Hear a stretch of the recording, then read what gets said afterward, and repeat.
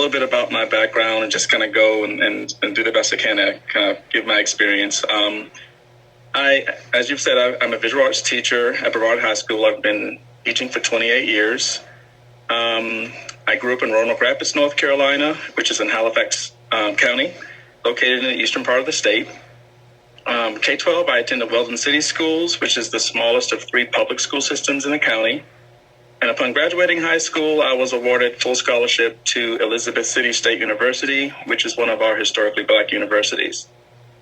ECSU was a good fit for me because of its size and school culture, which made me feel at home when I was there.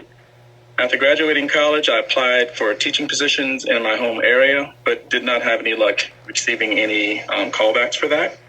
But I did receive an invitation to interview with Transylvania County Schools. I initially ignored this request because it was located in Western North Carolina, which is very culturally different than what I was used to.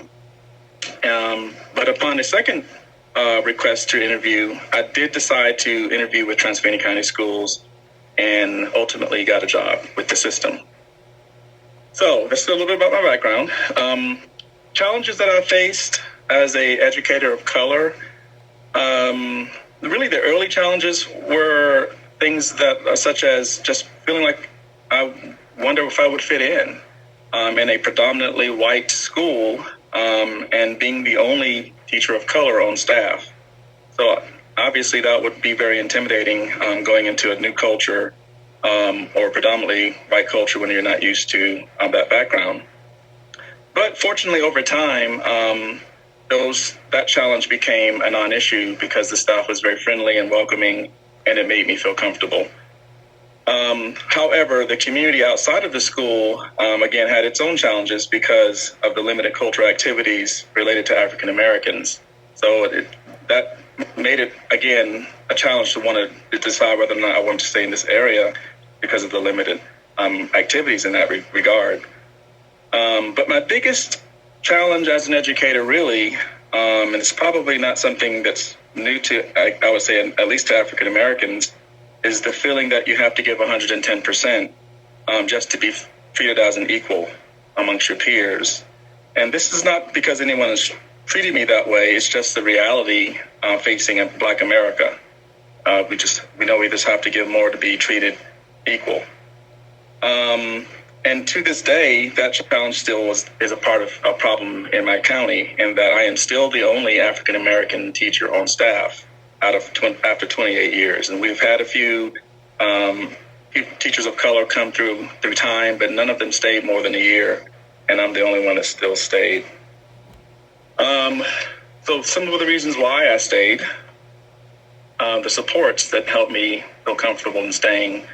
Of course, like other school systems, we had our mentor programs where we had a career teacher linked to me as a mentor, and that person helped me when they could. But my biggest support and encouragement came from my principals and from the central office, largely because they believed in me, they sought me out, they allowed me to dream big, and they valued my input. And I do believe that if I didn't have that level of feeling valued, I would probably have left the system, especially facing the fact that culturally it wasn't something that offered me familiarity, at least. Additional supports that perhaps could be helpful for teachers of color. Look into our HBCUs. I would say that there's a wealth of talent there that I don't know that is always tapped into by school systems. And because someone sought me out, and someone 28 years ago was thoughtful enough to reach out to the HBCUs and see what students who graduated that would go into education, is why I'm here. So I think looking into HBCUs will be very helpful in kind of recruit teachers of color, at least with African Americans.